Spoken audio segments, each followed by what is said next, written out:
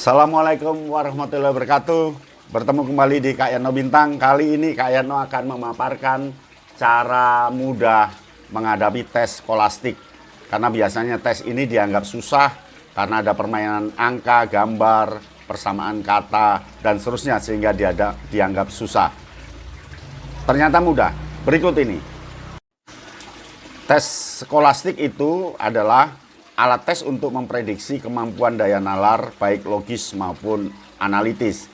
Kemampuan itu diukur lewat gambar, lewat angka, lewat kata, dan lewat aturan-aturan logika.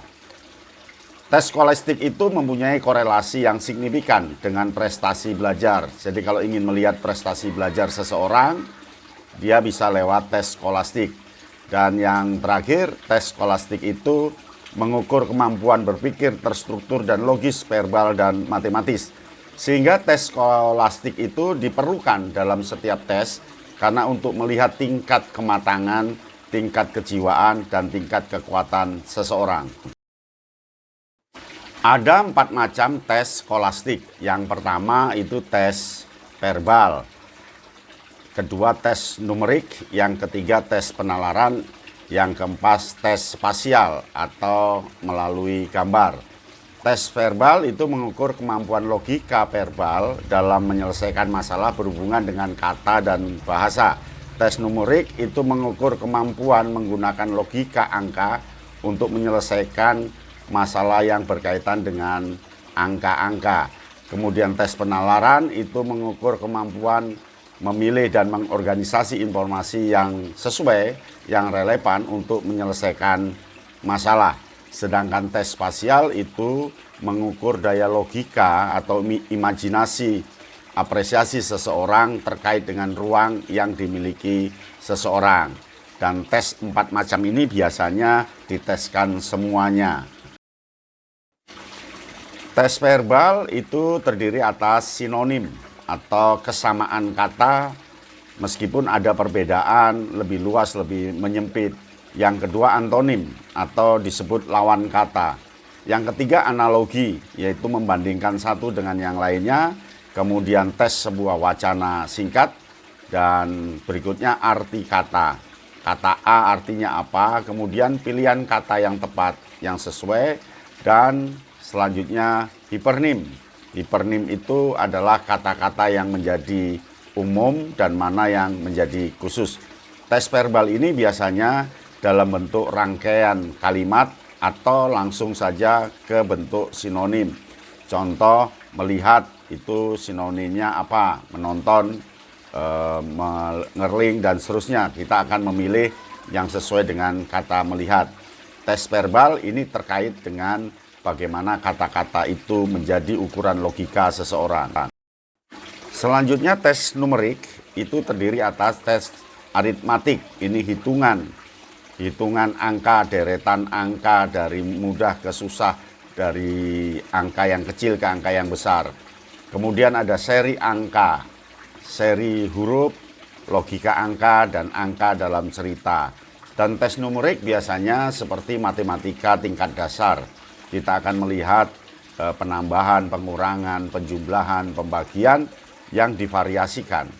Tes numerik ini memang untuk melihat kemampuan logika seseorang dengan cepat dan tepat ketika dia harus menghitung angka, menjumlahkan angka, mengurangi angka, menambahkan, bahkan melogaritmakan mana angka genap, angka ganjil, kalau ditambah seperti apa, begitu.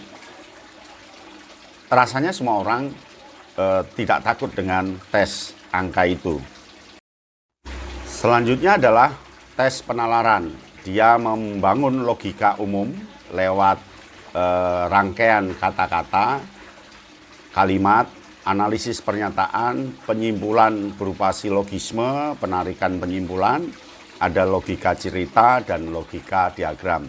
Jadi sebenarnya kalau kita pandai betul, tanpa belajar pun bisa untuk mengerjakan soal-soal ini, karena dia hanya mengaitkan dengan akal kita, logika dasar kita, dan kecepatan berpikir kita. Tapi lebih baik memang harus banyak berlatih. Nah, tes penalaran itu terkait dengan logika yang bisa Anda lakukan dimanapun, dan ini untuk mengukur seseorang ketika dalam kerja punya logika dasar enggak, supaya pekerjaannya tentu tidak dianggap ngawur.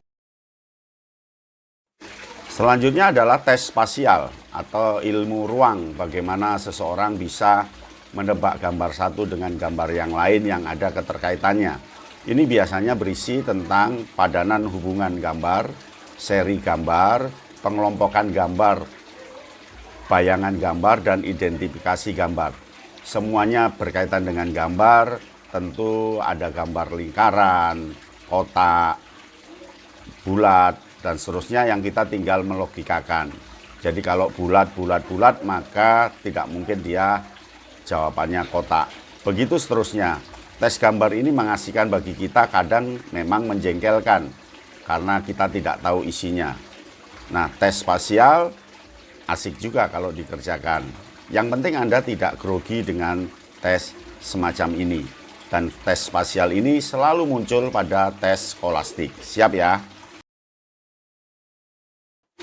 Berikut ini tips mengerjakan tes skolastik. Cara-caranya, satu, pasti harus sering berlatih supaya tahu pola ini akan begini, pola ini akan begini. Maka carilah soal-soal skolastik yang diujikan pada tahun-tahun yang lalu. Yang kedua, konsentrasi dan fokus. Tidak bakalan bisa mengerjakan tes skolastik jika Anda tidak fokus dan tidak konsentrasi. Tips mengerjakan tes skolastik berikutnya, Anda harus mengerjakan dengan cepat karena biasanya soalnya banyak, waktunya sedikit. Lalu upayakan ketepatan. Dan yang terakhir, biasakan melihat sesuatu secara terstruktur, secara urutan, secara skematis, dan secara keterhubungan antara bagian satu dan yang lain. Selamat berlatih, lakukan berulang-ulang ya. Inilah kata kunci skolastik yang bisa dipakai untuk mengerjakan tes skolastik ya. Biasanya tes skolastik isinya selalu dari umum ke khusus atau khusus ke umum. Dia terkait dengan persamaan, baik itu persamaan angka, persamaan bahasa, maupun persamaan gambar. Dia terkait dengan perbedaan, terkait dengan perlawanan, terkait dengan pendukungan. Dia tipenya biasanya urutannya awal akhir, bawah atas, samping kanan, dan seterusnya. Dan selalu ada pola penambahan, kalau enggak ya pengurangan, kalau enggak ya pembagian, kalau enggak ya pengalian. Jadi tes skolastik tidak jauh dari ini. Maka Anda akan bisa mencermati sebuah tes jika paham apa yang dimaksud umum khusus, apa yang dimaksud khusus ke umum, apa yang dimaksud persamaan atau perbedaan. Persamaan itu biasanya sinonim, kata-kata yang sama, gambar-gambar yang sama, kemudian angka yang sama. Perbedaan berarti perbedaan kata satu dengan kata yang lain, terkait dengan antonim dan seterusnya lewat perlawanan. Nah, kata-kata kunci ini bisa ditengarai, dihafalkan, dikuatkan dalam pikiranmu, dan kelak dalam tes skolastik Anda bisa mengerjakan dengan bagus. Yang penting ini semua berkaitan dengan logika, kemampuan seseorang dalam menalar dalam situasi apapun. Kadang orang yang tidak punya kekuatan skolastik tidak bisa menalar sesuatu sehingga dia punya kesalahan ketika mengerjakan sesuatu. Nah, selamat untuk menikmati kata kunci itu. Inilah contoh tes skolastik. Yuk, semua burung dapat terbang, kapal terbang juga dapat terbang. A, kapal terbang adalah burung. B, tidak semua yang terbang adalah burung. Kapal terbang dan burung sama-sama memerlukan bahan bakar untuk dapat terbang. D, beberapa burung dapat terbang secepat kapal terbang. E, tidak dapat diambil kesimpulan dari dua pernyataan di atas. Jawabannya apa? Ya, jawabannya B. Karena kan semua burung dapat terbang, kapal terbang juga dapat terbang. Berarti kapal terbang, berarti tidak semua yang terbang adalah burung. Jawabannya B. Memang kalimat soal ini membingungkan kalau yang tidak tahu. Tapi kalau cermat, di situ ada kata kunci burung, ada kata kunci kapal terbang, dan ada kunci terbang. Lalu ada kata Tidak semua yang terbang adalah burung. Bagus, jempol untuk Anda. Nah, ini soal kedua ya. Semua makhluk hidup pasti mati. Batu bukan makhluk hidup. Ingat, kata kuncinya makhluk hidup mati, batu, dan kata bukan. Batu tidak dapat mati, batu dapat berevolusi menjadi makhluk hidup, batu dapat dihuni oleh makhluk hidup, batu lebih hebat dari makhluk hidup, tidak dapat disimpulkan. Nah, jawaban yang benar A. Jawaban yang benar adalah A. Batu tidak dapat mati. Mengapa tidak dapat mati? Karena dia bukan makhluk hidup. Ingat, di atas semua makhluk hidup pasti mati. Berarti yang bukan makhluk hidup belum tentu mati, kan gitu. Jadi batu bukan makhluk hidup, berarti batu tidak dapat mati.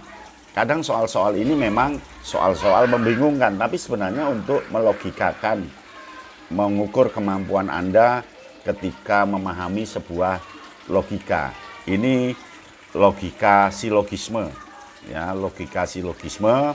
Semua makhluk hidup pasti mati. Bebek makhluk hidup, berarti bebek pasti mati. Batu bukan makhluk hidup, berarti batu tidak dapat mati. Bagus. Nah, ini soal berikutnya. Ayam sama dengan bebek.